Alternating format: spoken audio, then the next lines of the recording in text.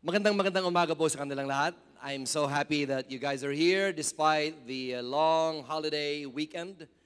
And most of the church mates must be in their holiday trips.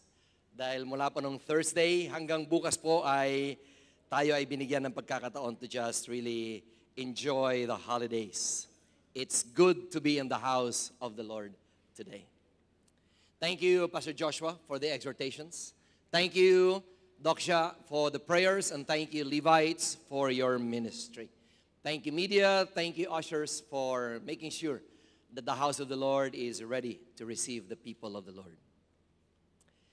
If you have missed the last few Sundays, I'd just like to keep you up to date na ngayon po, na tayo po ay nasa pang-apat na Sunday na po ng ating sermon series na pinasimulan ko po a few Sundays back.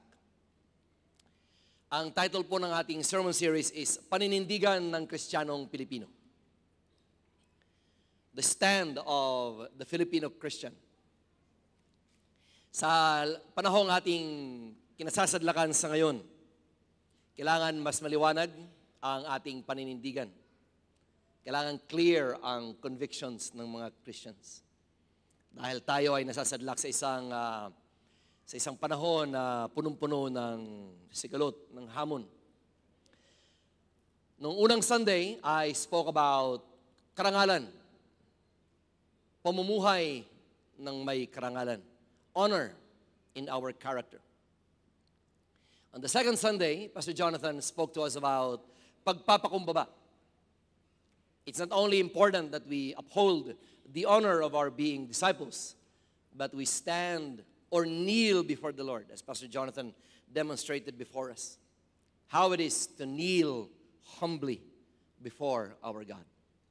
Pastor Nikki, I was watching Pastor Nikki in summer last Sunday, and he talked about yung ritmo ng isang Kristiyano, disiplina ng isang Kristiyano, na hindi natin kailanman papaniwalaan ng ating propaganda na kakayanin natin ang buhay sa ating kalakasan lamang. Kailangan merong rhythm, sabi ni Pastor Nikki, ng pagdarasal, ng pagtakas sa kaingayan ng mundo, to have a retreat and to just have this close reconnection with God. It takes discipline to do that. My wife and I were able to enjoy this when we were in Samar for more than 7 days. Nawala ang pressure of trying to do things, but just to enjoy the rest that God gives to His people. Importante po na meron tayong paninindigan bilang mga Kristiyano. And tomorrow, alam naman po natin, is the celebration of National Heroes Day. Kaya holiday na naman po bukas. Tuloy-tuloy. And I love it na meron tayong isang araw, at least, na ating inaalala ang mga bayani na nagbuwis ng kanilang buhay para lamang ating makamtan at patuloy na ma-enjoy ang kalayaan na meron tayo sa ating bayan. Pero pagdating sa heroes, hindi lamang po si Lapu-Lapu or si Andres Bonifacio or si Jose Rizal ang ating inaalala. Inaalala natin ang mga bayani ng pangkasalukuyan, the present day heroes. Ang ating mga magulang, ang ating mga guro, ang ating mga volunteers sa church. You are heroes in the eyes of the Lord. So kung pwede pong paki-appreciate ang katabi mong ka-churchmate, sabihin mo lang, isa kang bayani sa aking mga mata. Palapakan niyo po ang bawat isa, mga kaibigan. This is really for you. You are heroes in the eyes of the people of the Lord. Pero ang isang bayani na madalas makalimutan ng ating bayan are the OFWs, ang ating Overseas Filipino Workers. Ang ating milyong-milyong mga Pilipino na tinitiis ang maraming taon ng pagkakahiwalay sa kanilang mga mahal sa buhay. We have known of Filipinos 20 years, 30 years, 40 years na nasa Saudi, na nasa Qatar. Lumaki na ang kanilang mga anak na hindi man lang nila nakapiling ng matagal na panahon. What for? Para lamang mabigyan ng mas magandang kinabukasan. These are real heroes.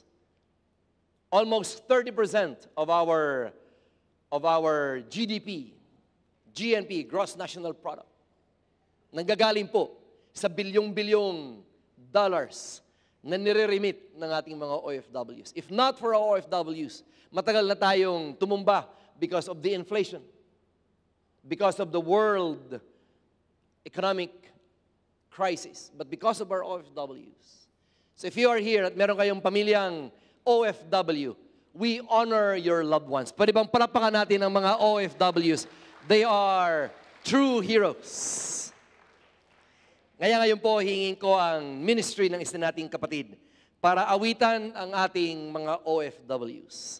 Kayo man po ay naririto o kayo man po ay nanonood online, sumusubaybay sa online ministry ng Lighthouse, ito ay para sa inyo. Please welcome our champion, Naya Ambi, para sa kanyang pag-awit sa ating mga bayaning Pilipino.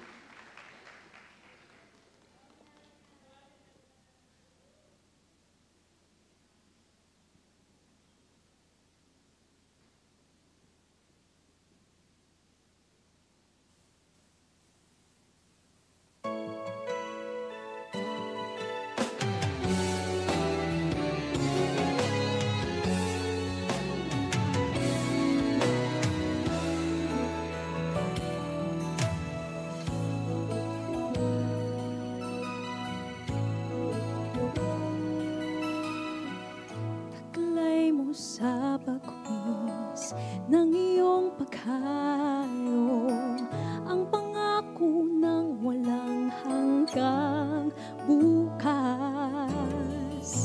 Papaon man sa'yo, hapdi ng puso, aabuti ng pangarap, at ang bunga ng wagas mo pagsisikat. Pag-unlad nitong bayang nililiyag, kapalit ng dalamhati taghihirap. Pag-unlad ng kabuhayang marilag, liparin mo ang hangganan ng langit. Sa ulap ng pag-asa ay iyong makakamit ang tagumpay na bunga ng iyong pagpupunyagi, pangarap ng inang bayang tinatangi.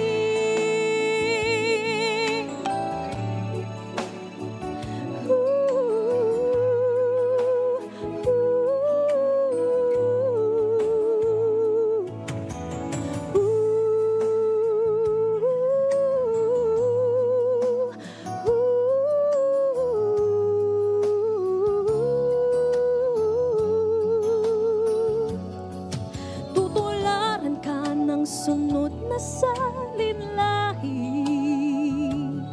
kapuri-puring pag-aalay ng lakas, pagpupukay sa makabagong bayani. Ang buong bansa'y nagpapasalamat. Liparin mo ang hangganan ng langit.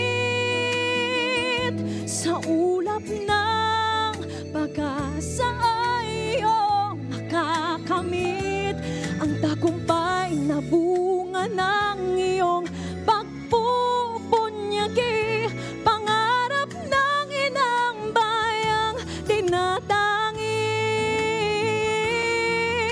Ingatan mo ang lipad ng pangarap, umaasa sa'yo ang bayan mong naghihintay.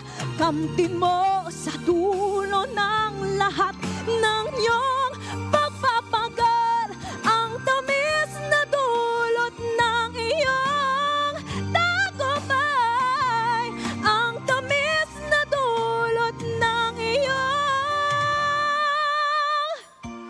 tagumpay.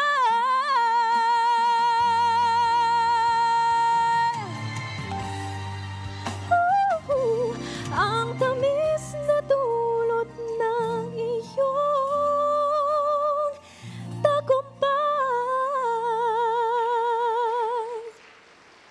Thank you, Nia. Palapakan natin ang ating champion. Thank you, Nia, sa pagpapagamit mo kay Lord sa iyong talent just to honor and magnify His name. Talagang totoo po ang lipad ng pangarap ng ating mga OFWs. My wife here was an OFW for 25 years. Nalayo sa pamilya. Kaya alam namin ang pakiramdam ng mga taong sobrang titiisin ang kalungkutan para lamang magkaroon ng ginhawang buhay ng bawat isa. Let's pray for our OFWs. Lord, we thank you sa mga bagong bayani ng Pilipinas.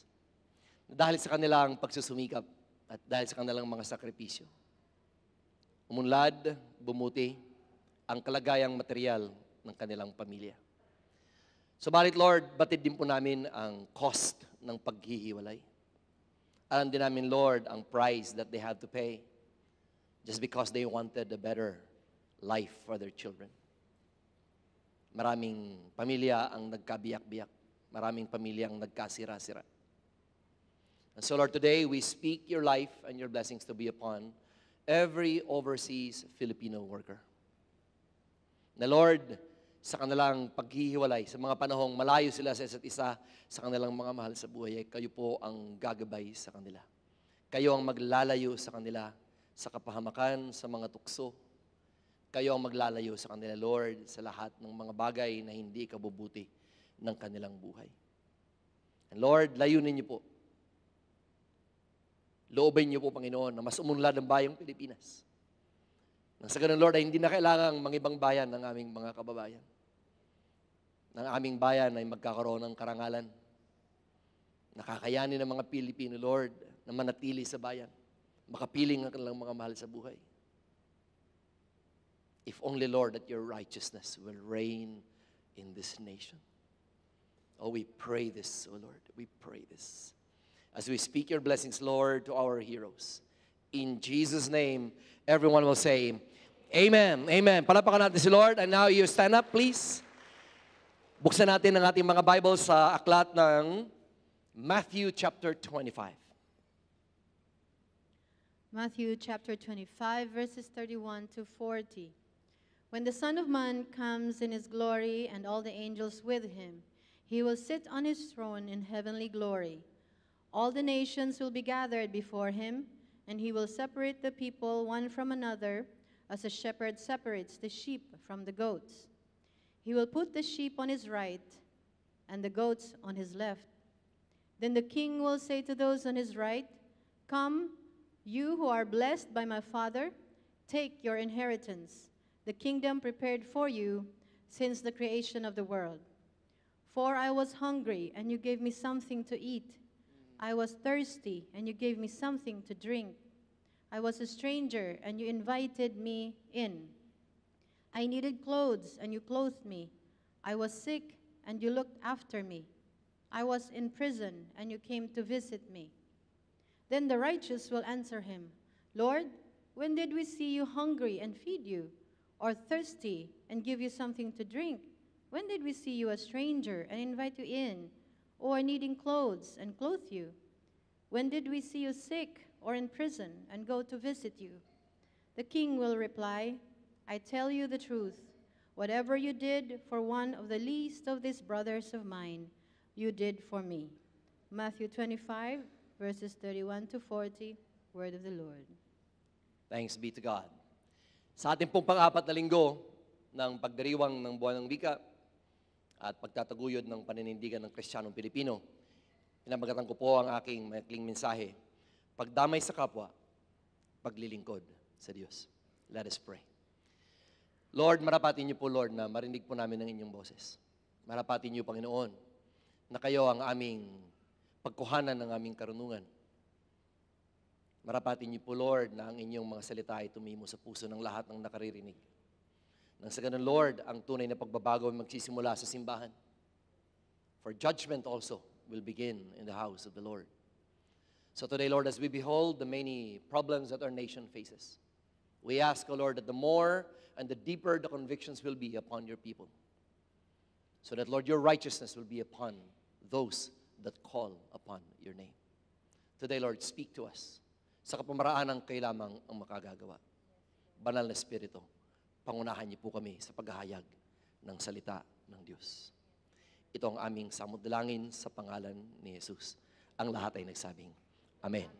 Tayo po ay magsiya po mga kaibigan. You may now be seated. Thank you, my love.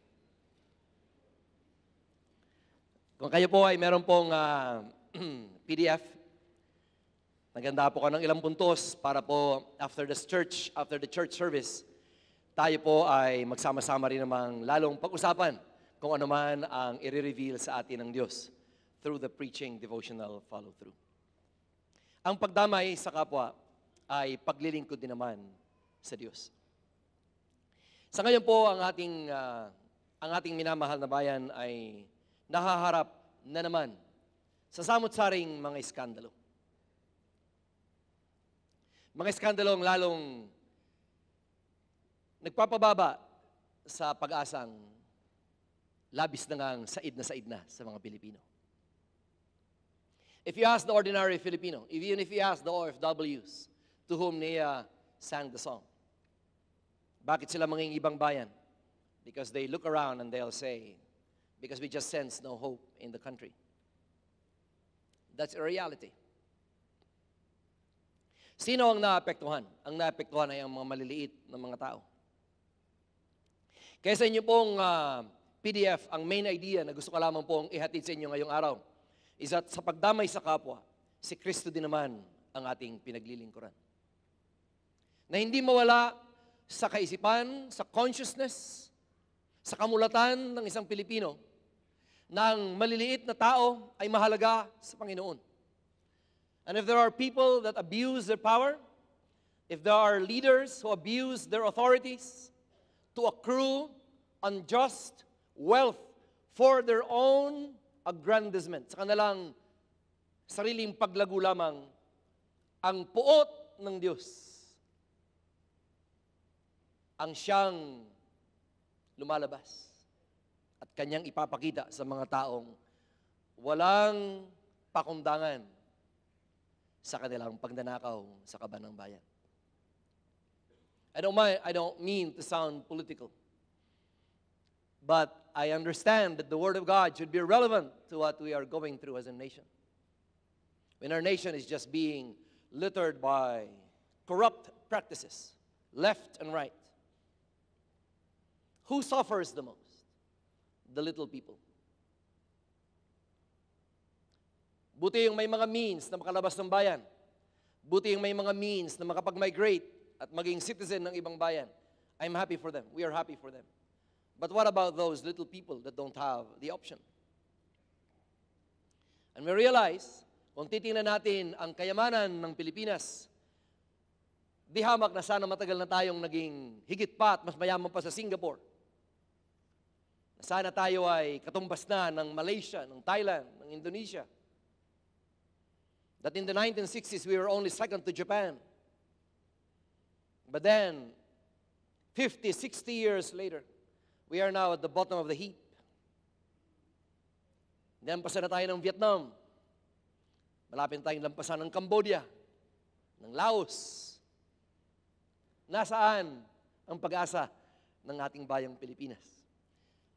Malamang napanood niyo rin po ang privilege speech ni Senator Ping Lacson, kung saan ina-outline niya kung paano pinaghahati-hatian ng mga unscrupulous officials ang mga kontrata na dapat sana ay napupunta sa tamang serbisyo, flood control, for example. And yet, everyone gets to have their share. 20 to 25% napupunta doon sa funder, meaning yung kongresista na nag-propose ng budget. 8 to 10% will go straight to the district engineer of DPWH. Hindi po akin to. Ito ay expose ng senator. And look at this. Even the Commission on Audit, na siya nang dapat nagbabantay kung talagang totoo at hindi ghost projects. Kaya pala wala silang imik dahil they get about 0.5 to 1% of every project. Kung ang bantay ay bantay sa lakay, saan tayo pupunta mga kaibigan? Yung Bids and Awards Committee na magbibigay ng proyekto will get 5 to 6%. Meron pang reseta, prescribed, na kailangan for the boys, 2 to 3%. You can access this in social media. Hindi po akin to. Ang matitira na lamang ay 40% for the project. Kukuha pa ang contractor ng kanilang profit. Of course, negosyante ang contractor. Kukuha siya ng minimum of 10%. So magkano lang natira? 30% na lang. Kaya naman pala ang mga dike, kaya naman pala ang mga flood control structures. Isang baha, isang ulan, isang bagyo, guguho. Why? Mas marami pang graba kaysa sa semento. Kawayan at hindi steel bar ang ginagamit. Saan tayo patutungo, minamahal na bayan? Gusto niyo mag-rally na tayo, mga kapatid? Lumalabas ang aking pagiging aktivista. Ano ang paglalagyan ng bansang Pilipinas? And these are just flood control projects. How about the highways? How about all the other infrastructures, irrigation projects? Now we know, ang napupunta na lamang sa actual na proyekto, 30% na lamang. No wonder, sa 55 years of my life here on earth, sa kakabiyahe ko po mula Maynila hanggang Samar, wala pa akong natikmang matinong dire-diretsong highway. Palaging sira ang highway. Bumiyahe ka lang from Katarman to Katbalogan, to Tacloban, na dapat 4 hours lamang, aabutin ka ng 8 hours dahil kasya ang buong sasakyan sa isang lubak. Sa Samar pa lang yun. Hindi ko alam sa mga probinsya ninyo. Samantala, ang mga Pilipino ay patuloy na nalulubog sa baha. Kaya, every time merong baha, leptospirosis ang sinasuffer ng mga Pilipino. Pero sabi nga ng isang senador, hindi lamang leptospirosis ang tumatama sa ating bayan, kleptospirosis. Na talagang walang humpay, garapalang pagnanakaw, na alam naman natin ang nangyayari sa harap ng ating harap, sa ating mga mata. I will not name names, baka ma-cyber libel ako, pero nasa media naman to. Tinanong ng isang media man, paano kayo yumaman? Dati naman kayong mahirap. Ang tanong, ang sagot nila, noong nag-DPWH kami. Kaya ngayon, ang pangarap ng mga bata, anong gusto mo paglaki? Hindi na maging doktor, hindi na maging pare, hindi na maging pastor. Ang pangarap ng maraming bata, mag-DPWH na rin po kami, mga kaibigan. Mahiya naman kayo, sabi ng ating Pangulo. I pray ng ating mga leaders will look at themselves in the mirror and see themselves talking back to them. Ang ating binasang gospel ngayon, ang context ng we read through Matthew 25. Matthew 23 pa lang, Jesus was in the Mount of Olives. Kaya ang tawag dyan, the Olivet Discourse. Nandun siya sa Mount of Olives. Tinitingnan niya ang Jerusalem. Ito yung Mount of Olives, ito yung Kidron Valley, nandito yung Jerusalem. Makikita mo yung Dome of the Rock. Makikita mo yung Temple of Solomon. And Jesus would now say, "Oh, Jerusalem, Jerusalem, you who killed the prophets and stoned those who sent to you, how often I have longed to gather your children together, as a hen gathers her chicks under her wings, but you were not willing." Yan ang konteksto ng ating pag-aaral ngayong araw, mga kaibigan. Mula pa ng unang panahon, ang sakit ay hindi lamang merong leptospirosis ang ating mga politiko, pero dahil sadyang corrupt ang puso ng tao.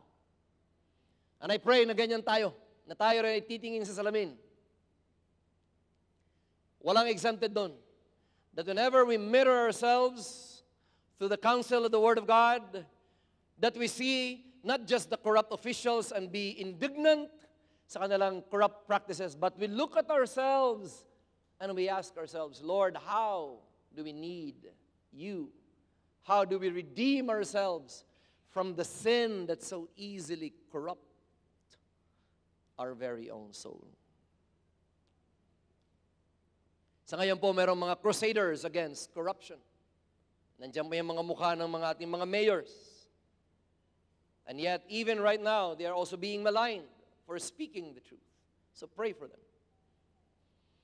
Because every time righteous people stand up to speak against the ills of society, palagi niyong i-expect the evil ones will raise even a louder voice, if only to silence those that speak the truth.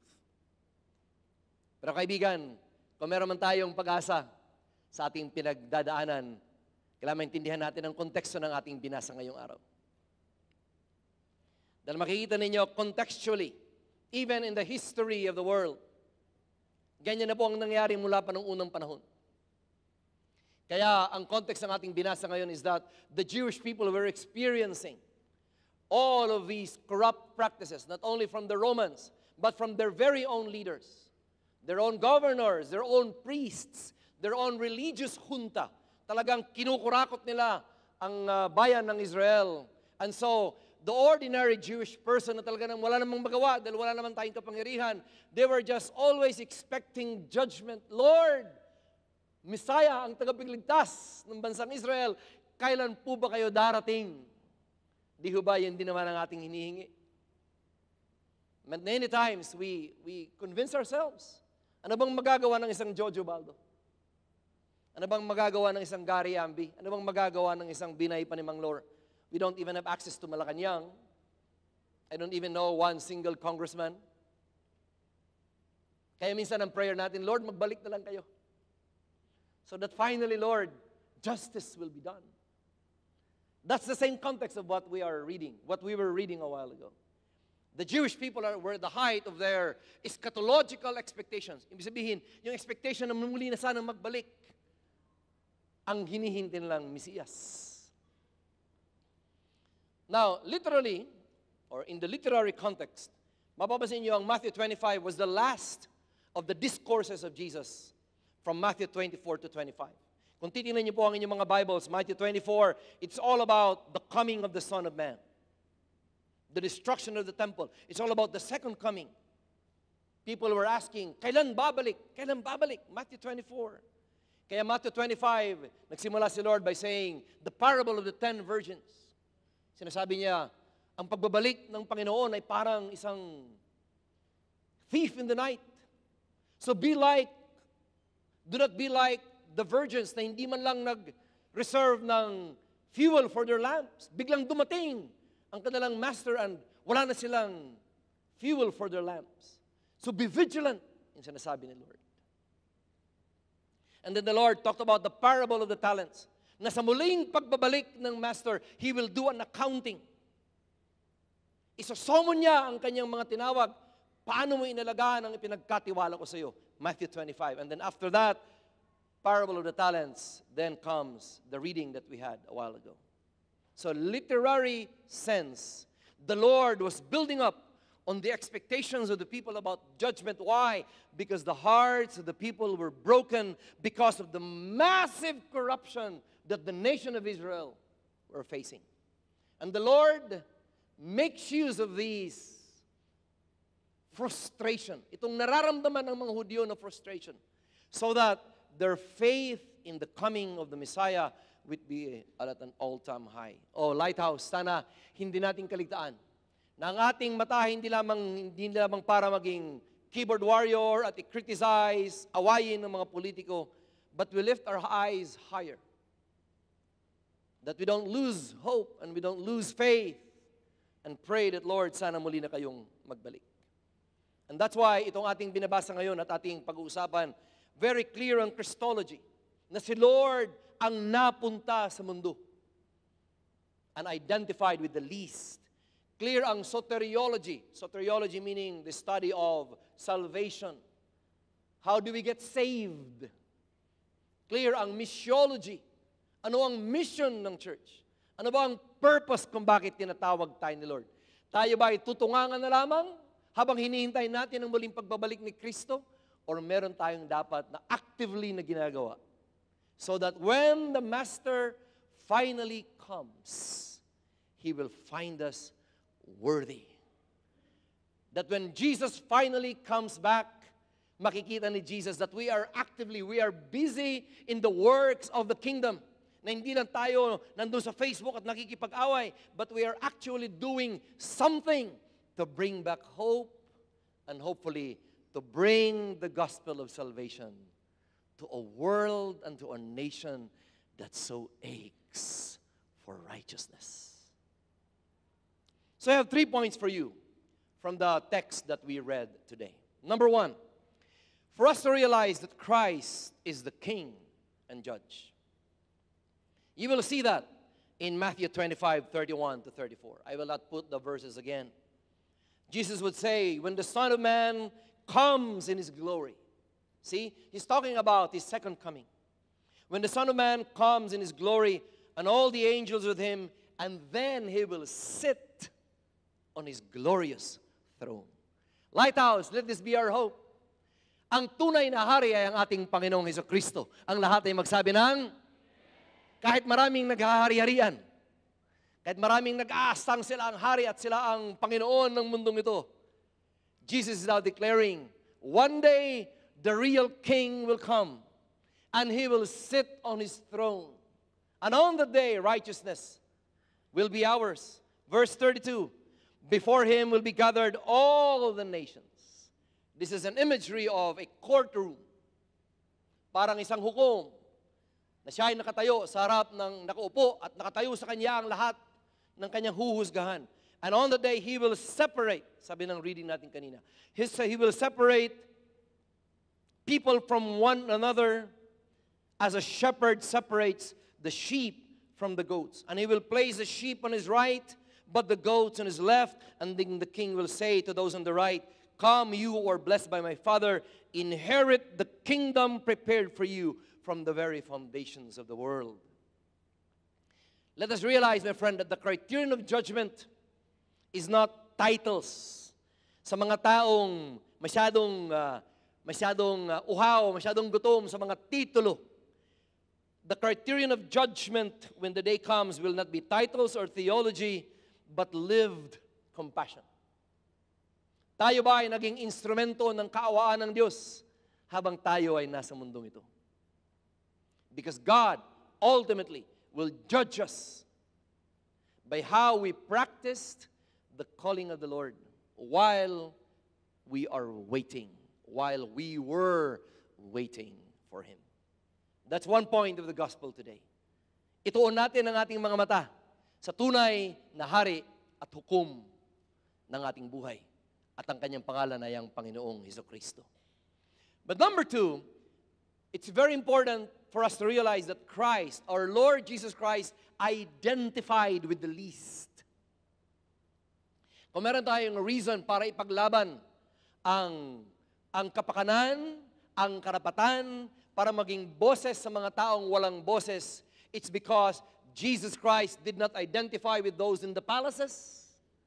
The Lord did not hobnob with the powers that be. He did not rub elbows with the elite of the society, but He identified with the least.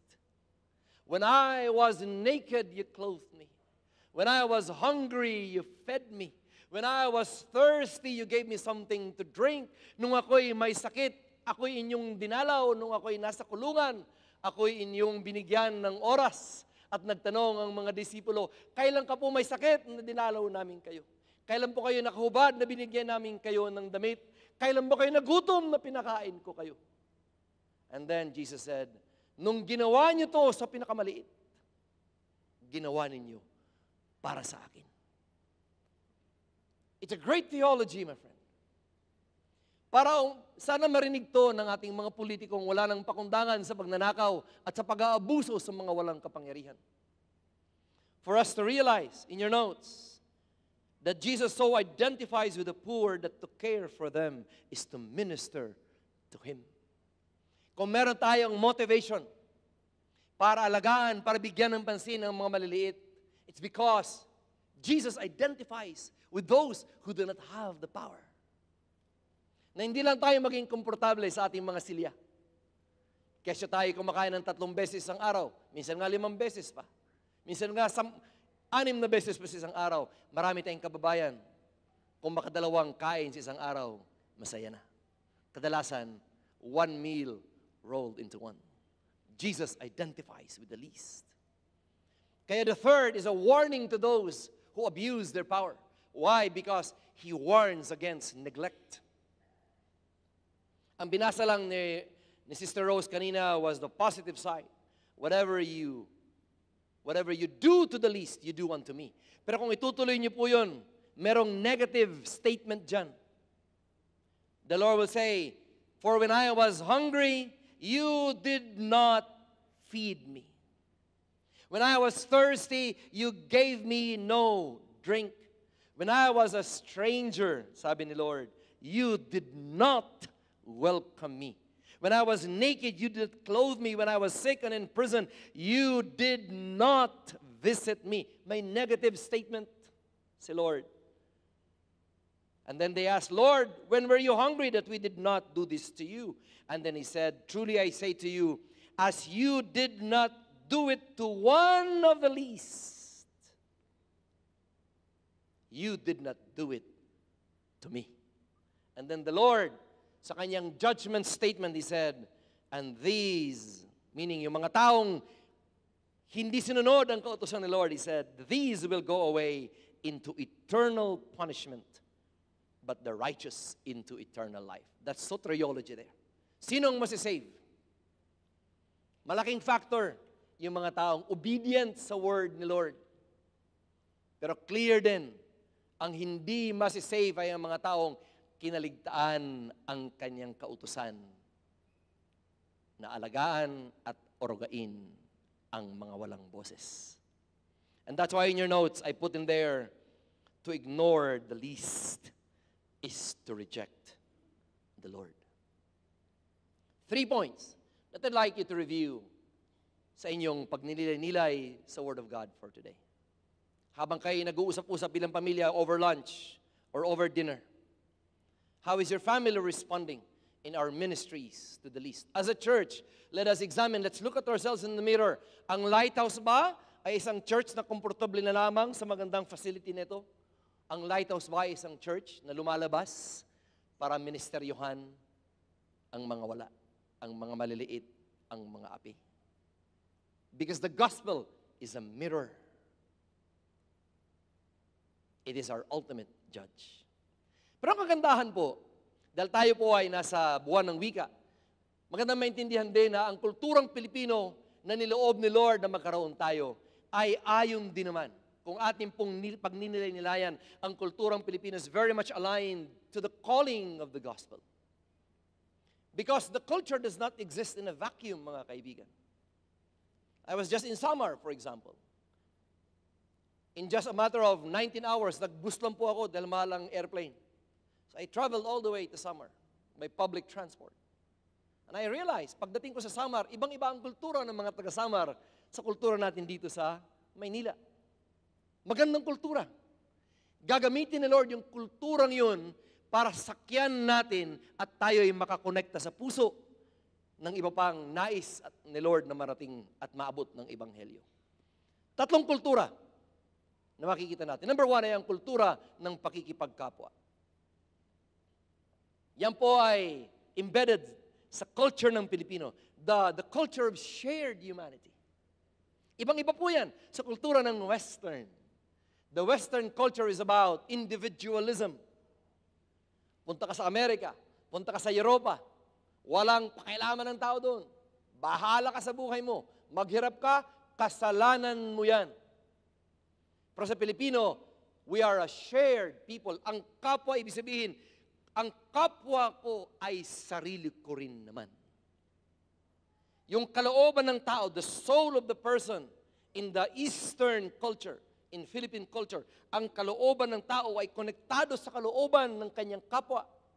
Kaya ko igagalang ang aking kapwa dahil nakikita ko ang imahe ng Diyos sa iyong buhay, Brother Charlie. Sa iyong buhay, Sister Veron. Kaya ang pakikipagkapwa is shared humanity. Kaya dapat hindi natin aabusuhin. Ang mga mayayaman, ganun din naman ang mahihirap. Naaabuso rin ng mayayaman. Ang mayayaman, pag nalamang merong pera, talagang uutangan at hindi nababayaran.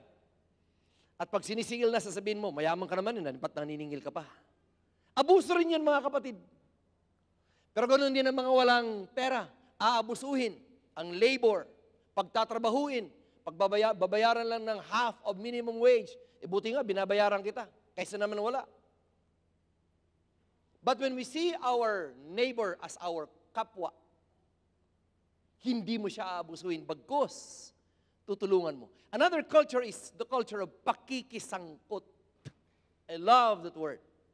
Or active involvement. Kaya maraming tao, ayaw nilang tumulong dahil baka sila ay masangkot. Di ba? Ganun palagi, doon natin ginagamit yun.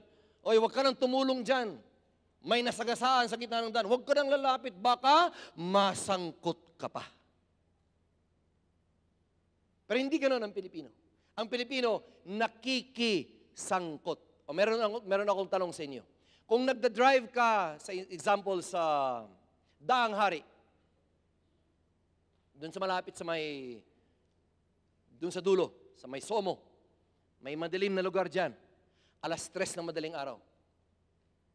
Madilim, walang katao-tao, ikaw lang mag-isa ang nagda-drive. May nakita kang nakahandusay na tao sa gitna ng daan. Unconscious. Anong gagawin mo? 3:00 ng madaling araw. Tanungin mga katabi mo, anong gagawin mo? Makikisangkot ka ba? 3:00 ng madaling araw?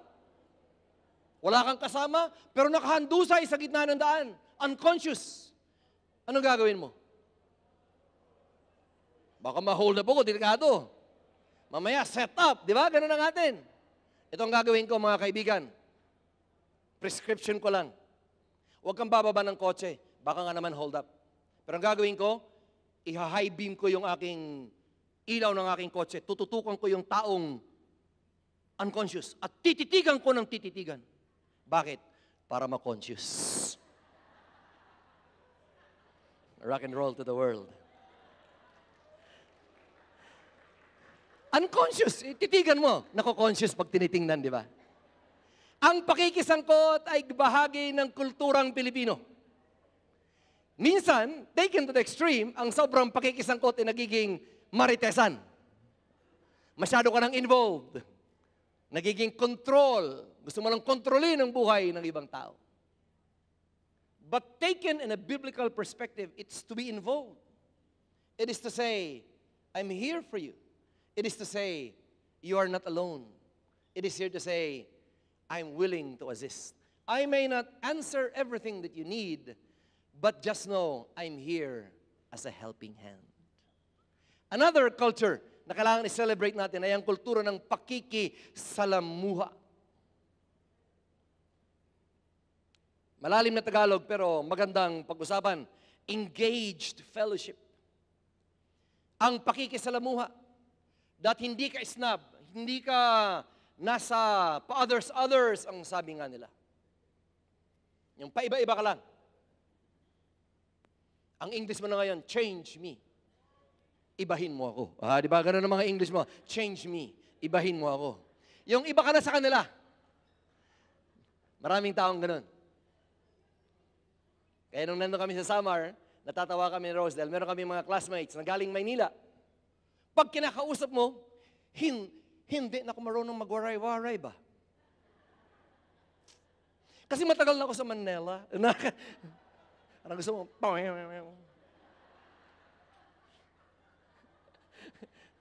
matagal ka sa Manila? Saan ka nakatira? Sa EDSA, corner Ortegas? Sa EDSA, corner Ortegas? Nakikisalamuha ka, you're one with them. You have this shared, engaged fellowship. Ang isa po sa mga dalawang kwento lang, pagdating ko ng Matnog, overnight, umalis kami ng Pasay, ang bus namin umalis ng Pasay ng 5:00. We were in Matnog around 10 o'clock in the morning. So I was traveling for 15 hours already. Manhid na yung aking puwet. Sa sobrang tagal na nakaupo, masakit na yung aking lower back. But I wanted to be home in time for lunch. But the driver of the bus said, Sir, yung bus natin sasakay sa Santa Clara ferry boat, 4:00 pa ng hapon ang alis. So tatambay pa ako doon. Butin lang, merong isang taga Matnog Ferry Terminal na umakyat ng bus para mangolekta ng ferry terminal fee.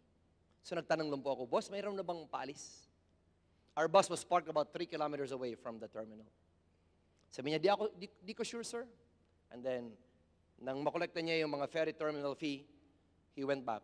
Pero maya after mga 10 minutes, nakikita ko, nakamotor lang siya, bumabalik. He was looking for me. Sir, meron pong paalis na ferry in 15 minutes. Pakikipagkapwa.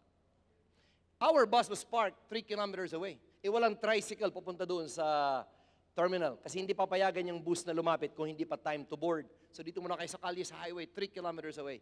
Sabi nung manong, sir, angkas na kayo sa akin para mahabol niyo po yung ferry boat na paalis in 15 minutes.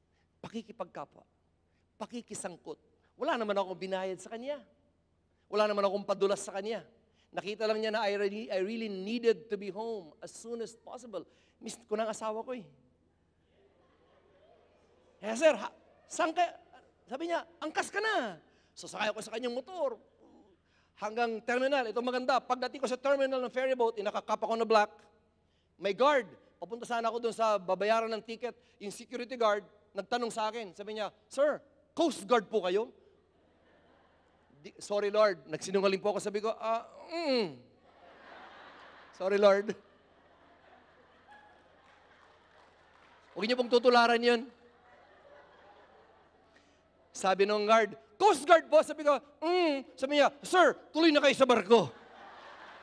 First time ko pong makasakay ng Roro na hindi ako pinagbayad, mga kaibigan. Dahil akala nung guard, Coast Guard ako, dahil siguro ang tayo ko, dahil nakakap, everything, di ba?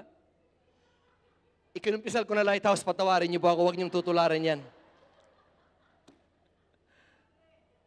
Pakikipagkapwa, pakikisangkot, pakikisalamuha. I am now 55 years old. Itong pag-uwi lang namin ni Rose, doon lang namin naranasan for the first time in our 55 years of life na 4 na fiesta araw-araw ang aming pinupuntahan. Sa Palapag, sa San Roque, sa Makiwalo, sa Kawayan. 4 na fiesta. Don't worry, hindi kami nag-indulge sa lechon. But what I love with the fiestas is that yung reunion of classmates.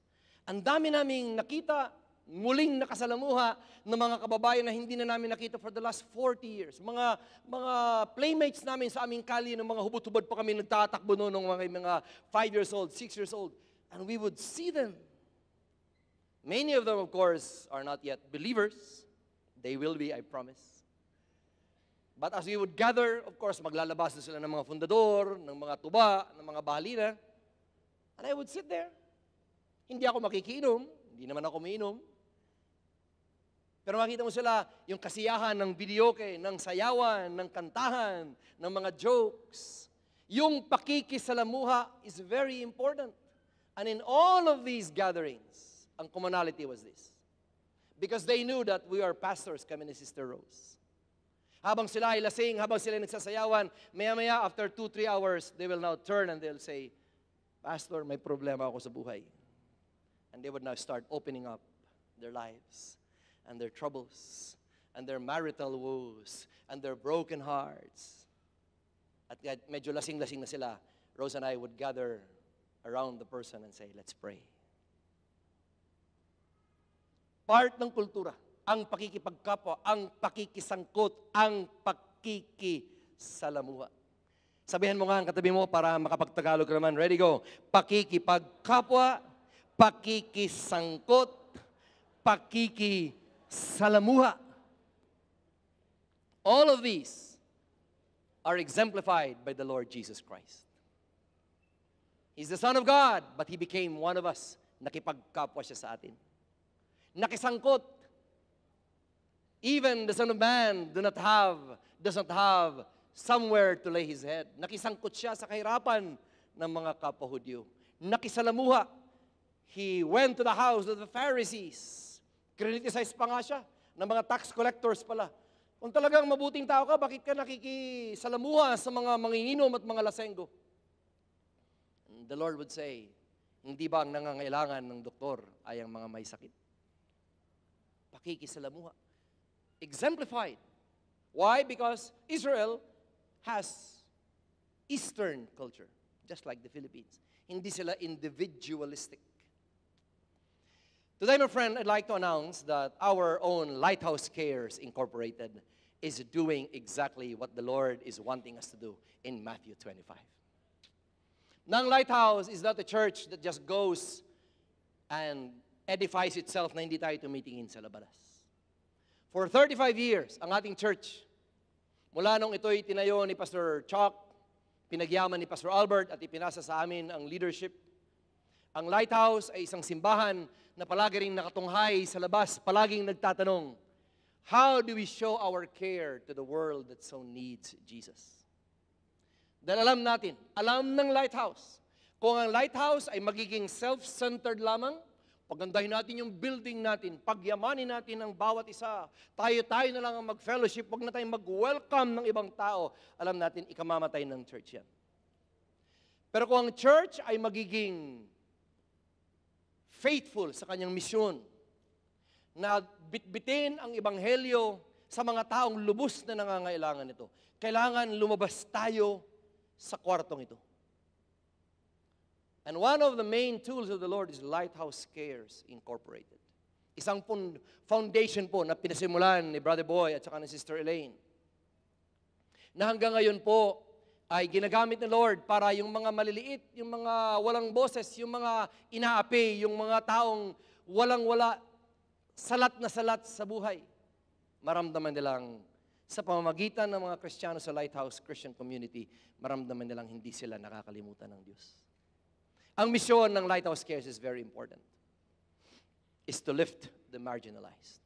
Tulungan ang kapos. Importante po yan. Hindi tayo ang messianic figure, kasi wala naman tayong milyon or bilyones, galing sa DPWH, sorry. Okay, para sana'y pamahagi sa mga kapos. Pero kahit tayo mismo ay kinukulang paminsan-minsan. Sabi nga ni Pastor Josh kanina. Pero pag nakikita tayo ng mahirap, isusubok mo na lamang, hahatiin mo pa. Hatiin lang tayo, kapatid. That's the mission of the church, to lift the marginalized. Hindi mo kailangan maging congressman, maging senator. Hindi mo kailangan maging super-duper millionaire, billionaire para matulong. Sa iyong simple ways, lift the marginalized. Tumulong ka sa mga nahihirapan. To ease the infirmed.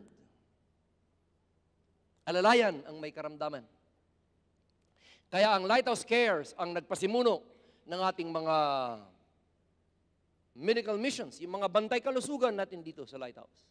Nasa halagang 250 pesos. What would have costed you 1,500 in ordinary clinics, dito 250. Meron ka ng blood check, meron ka ng check ng creatinine, para yung mga nahihirapan, medyo may alalay. Again, hindi tayo sasagot ng kanilang medical bills. Darating panahon, kakayanin natin yun. Pero maalalayan man lang ang may karamdaman. Kaya meron tayong clinic sa labas ng ating sanctuary. Nandiyan na si Sister Marie Belen, nandiyan si Sister Amy. Libre po ang consultation ng doktor every Sunday. Kung ang mga gamot nyo naman ay mga pang high blood, mga pang sugar, mga tatin, may libre silang gamot na ibinibigay. Maalalayan lamang ang mga may karamdaman. Dahil nare-recognize ng Lighthouse, hindi lamang to para sa panloob, pero dapat inilalabas din natin ang Ebanghelyo at maramdaman nila in very practical ways. Na kailangan maintindihan nila that we are here to assist the willing. Itaas ang may kusa. Kaya sa Lighthouse Cares nang galing ang isa pang foundation, Batang Sidewalk Ministry. Dati ang Batang Sidewalk Ministry, napapailalim yan sa Lighthouse Cares. Anong ginagawa ng Batang Sidewalk? May kusa kang mag-aral o mag-serve ka sa Batang Sidewalk, scholar ka namin. May kusa kang bumuti ang buhay mo? Are you willing to be taught? Lighthouse Cares, Batang Sidewalk will say, come, we will send you through elementary, high school, college.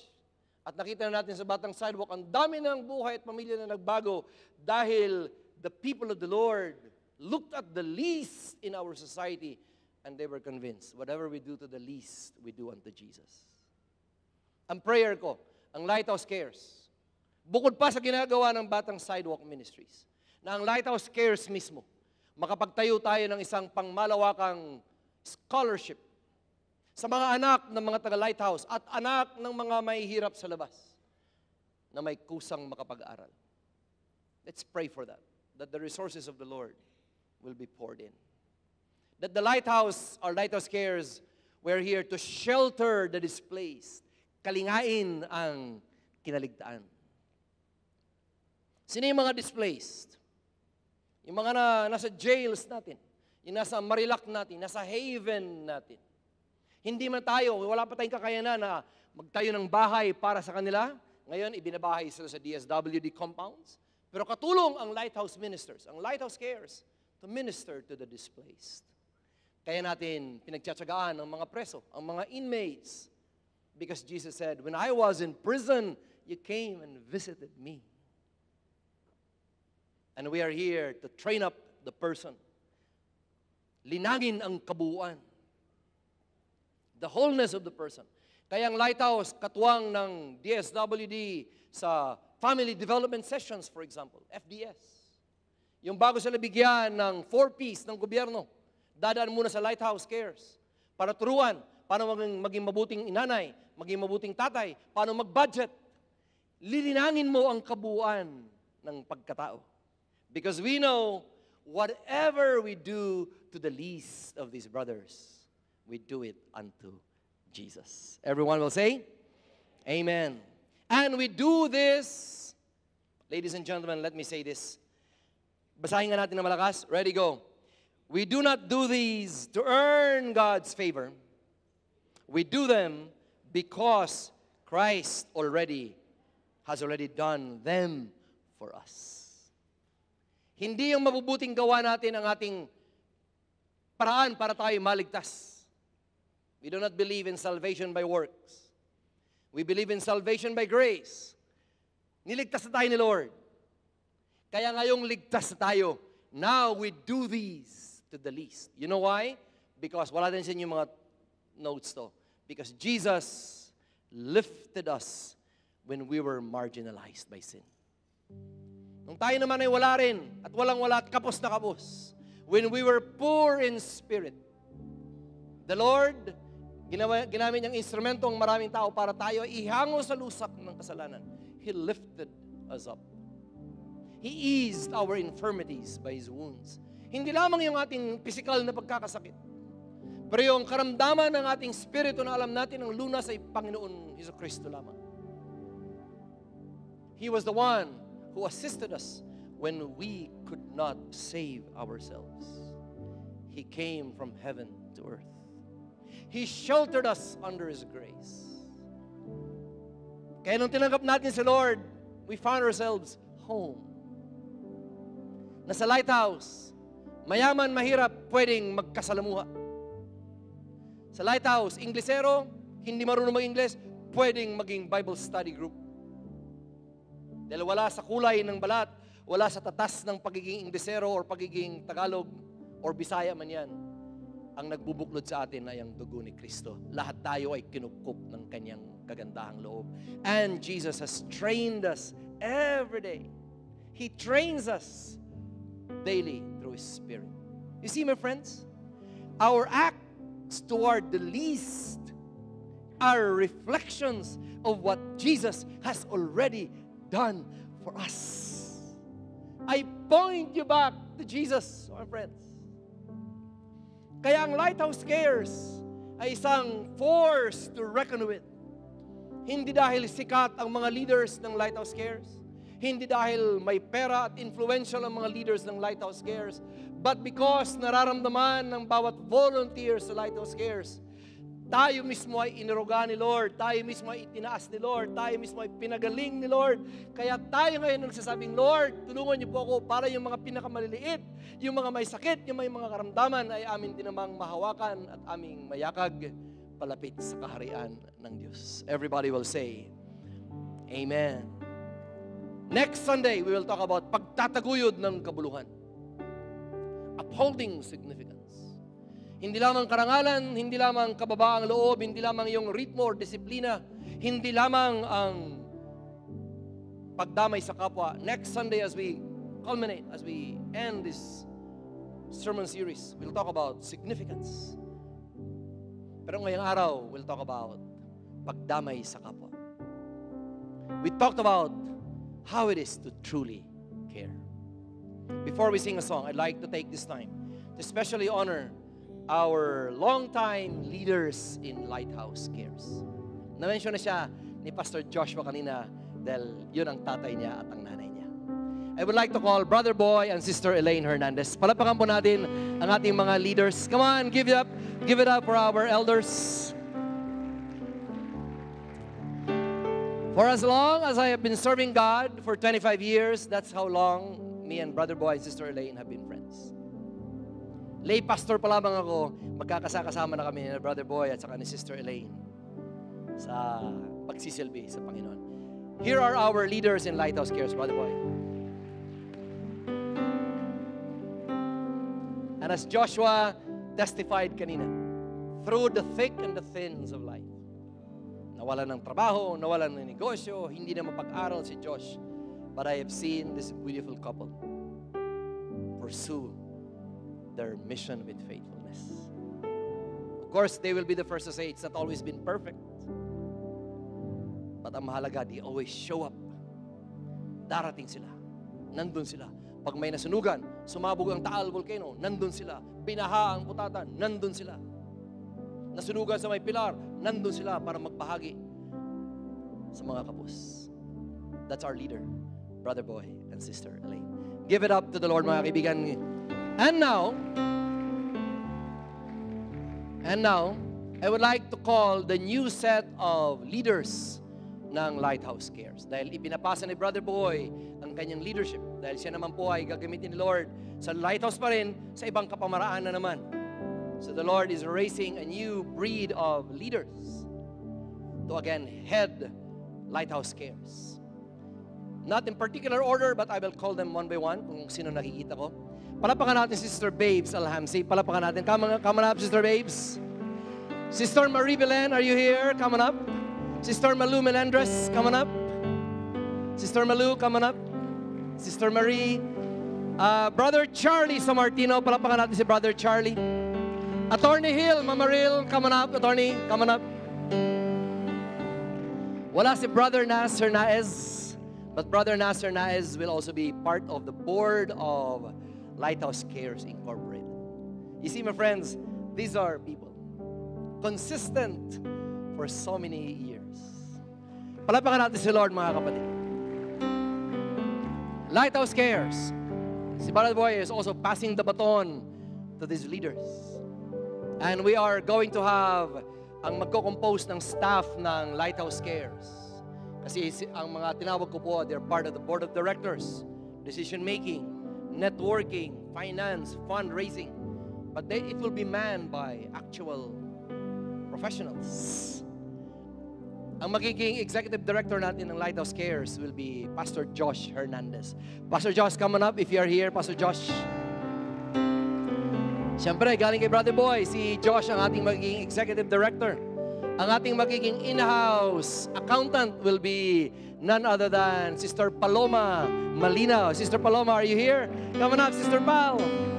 Si Sister Pal is a CPA accountant, retired from PCSO. Now, she said yes to the Lord. Paglilingkuran niya. Ang ating magiging in-house audit, galing mismo retiree from the Commission on Audit, si Tita Delia Dohilio. Come on up, Sister Delia. Hallelujah, hallelujah, hallelujah. Lighthouse Christian Community, these are your Lighthouse Cares leaders. Can you give praise to the Lord today?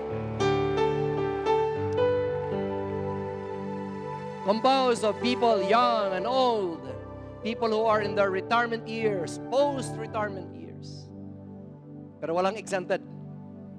Lahat, basta may alab ang puso para paglingkuran si Lord.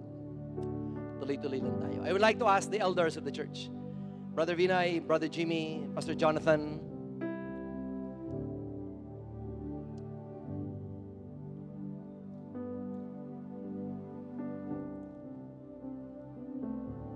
Thank you, Jesus. We need to pray for our leaders. Dahil kung gusto nating ang Lighthouse ay magamit palagi ng Panginoon sa pagdamay sa kapwa at sa paglilingkod sa Diyos, you know your tool, Lighthouse cares. Because Lighthouse truly cares. Let's all rise. Tayo po tayong lahat. I'll ask Brother Vinay to pray for Brother Boy and Sister Elaine as they are now passing the baton to the new leaders, and to pray for the new members of the leadership team of Lighthouse Cares. What a tremendous moment. The passing of the baton. Brother Boy and Sister Elaine, what can we as Lighthouse say except thank you? Thank you because of 25 years and much more of spending your lives, even when challenges have been faced by you in your personal lives. But you've been there through thick and thin. And today, it's an honor to recognize that new blood and new people to man the board and take it forward will happen. We know that at the end of this year, we'll be passing the baton in our leadership as well, and which is why I am delighted, actually, to say this is a moment of victory for Lighthouse. That we move from one generation to the next, never mind, I know some of these people are even more senior than I am in age, but of course in wisdom as well. But they are fresh in the board of Lighthouse Cares. And Father, what a blessing to say thank you that this new board takes over at a time when there is so much to be done. And the message this morning, Pastor Jojo has pointed out the state of the nation as it is today, Lord. And the headlines in the newspapers and the headlines on TV and as social media takes over, those are not very comforting headlines, Lord. This is a nation that is rich in wisdom, that is rich in resources, that is rich in everything. And sadly, if 60% of that richness is taken away by those that don't deserve it, Lord, we have a huge task ahead of us. And in that task, Lighthouse Cares and this new board, each and every one of them will play a significant role, because in the book of Matthew, Jesus tells us that if we care for even the person who needs us the most, and we think that it is something that we've done for somebody that is in need, Lord, it is because we have done it for you. And we don't recognize this, but the Lord does. The Lord is there to recognize everything that we do for the community, for people in need, people who are displaced or in disasters or whatever be the need. Lighthouse Cares will be there. We pray for the new board as they take over under the leadership of the of Pastor Jojo and Pastor Jonathan and Pastor Leo, and just take charge of the responsibility of making Lighthouse Cares a beacon that will pull in the resources needed for the needy, but more than that, the hearts of those who want to give, even from our own congregation, Lord. Bless them. Bless them in their meetings. Bless them as they talk about what is to be taken forward, which charities or which institutions need the care from Lighthouse. Lord, as a community, we should not just depend on the board, but as a community, Lord, for the congregation to get actively involved in Lighthouse Cares as well. Find out how we can volunteer to help the board to do many things for the majesty of the Lord Jesus Christ, Lord, for the Almighty. Thank you, Lord, for Lighthouse. Lighthouse is a beacon. Lighthouse is a family. Lighthouse is friends, Lord. Lighthouse challenges us to have audacious faith, but above all, Lighthouse is also the one who has shown us where the future is, and that is that we will walk one day and every single day of the rest of our time in eternity with you, Lord. Let the lighthouse beacon be strong. Let lighthouse care bring great glory to the name of Lighthouse Community. In Jesus' name we pray. Amen. Thank you, Lighthouse Cares. You may now go back to your seats. Palapakan natin si Lord sa buhay ng ating mga leaders.